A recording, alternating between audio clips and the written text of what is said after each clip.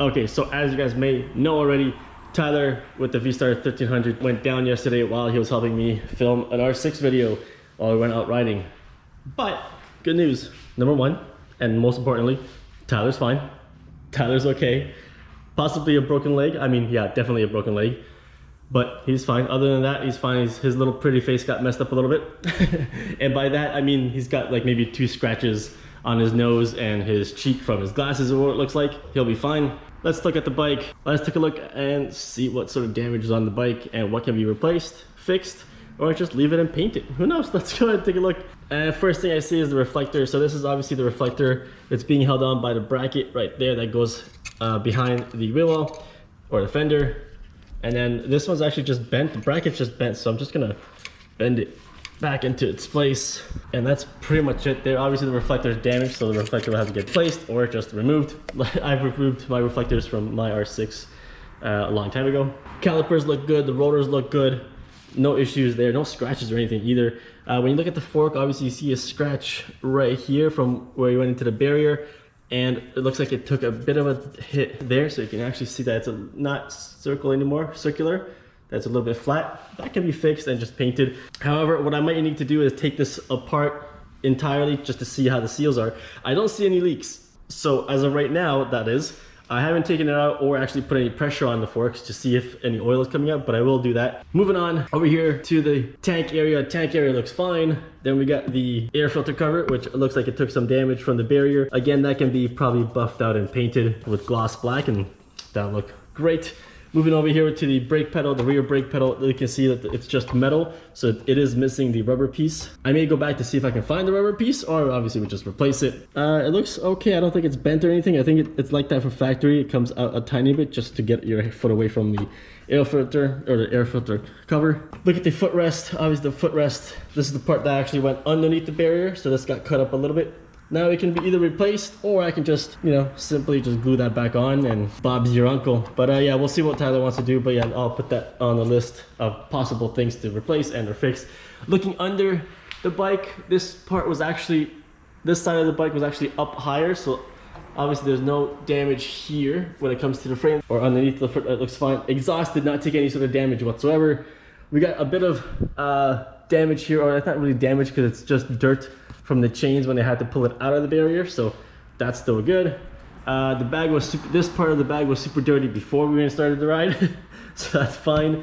It looks like this all can be buffed out. I think this was like that previously, except for this. I believe this is from the barrier where it hit the barrier and it slid across a little bit, so that can be buffed out. It looks like just paint, so that's okay. Going to the other side now, there's nothing wrong with the back portion of it. This was all normal the way it was. The only difference is that now it's got a little scuff at the bottom. This part of the bike was actually on the floor, stuck in the barrier, so that took a little bit of damage there. I don't see any other damage on the swing arm. Swing arm's good. The drive belt is great. There's no damage there whatsoever. No damage on the frame, no damage on the kickstand, no damage on this side of the bike whatsoever until we get to the floorboard. So the floorboard here, you can see there's a bit of a scuff there. Looks like there's a bit of scuff there too.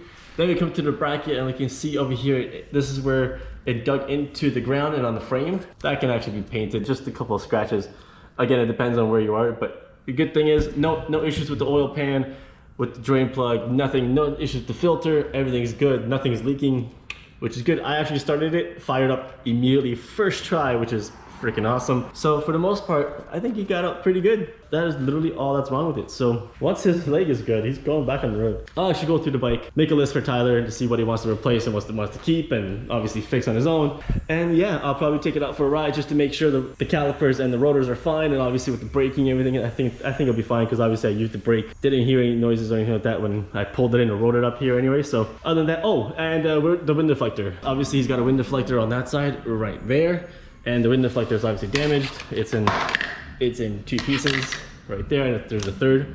And his signal took a bit of a hit, but that can be popped back in, and he'll be fine with that as well. So I'm telling you, man, this guy got lucky. Not only the fact that it's only a broken leg, but the fact that the bike is still good.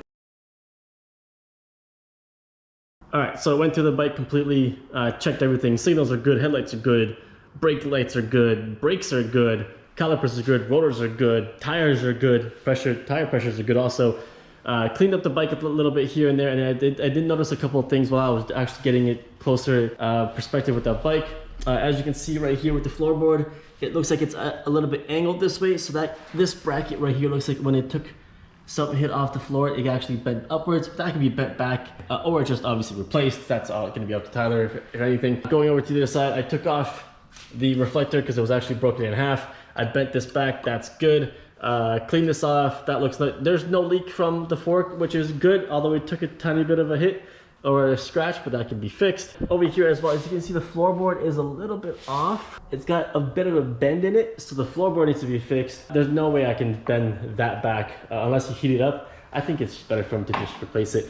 I did a little super glue on the floorboard rubber piece that brought it back down to its spot. Again, probably will be replaced along with the rear brake lever rubber on here. This is obviously on a swivel, so that's fine. Other than that, cleaned up the tank. Nothing's wrong with the tank. Nothing's wrong with the Batwing whatsoever, which is awesome. Nothing's wrong with the headlights. Air filter cover, as you can see, there's a scratch right there. I cleaned that up, so that's obviously can be either black markered in or replaced, if anything.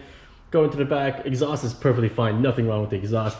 Cleaned up the bag, as you can see, it just a little bit slight scratches now, so the white portion I took out, and that can be buffed out. 100% that can be buffed out. Other than that, man, bike is good to go. Started up the first try, as I possibly mentioned earlier. Everything is good to go. Still has gas in it. I'm actually gonna take it around for a spin again. And yeah, like I said earlier, Tyler, bike's ready for you, buddy. Get well soon. Until next one, guys.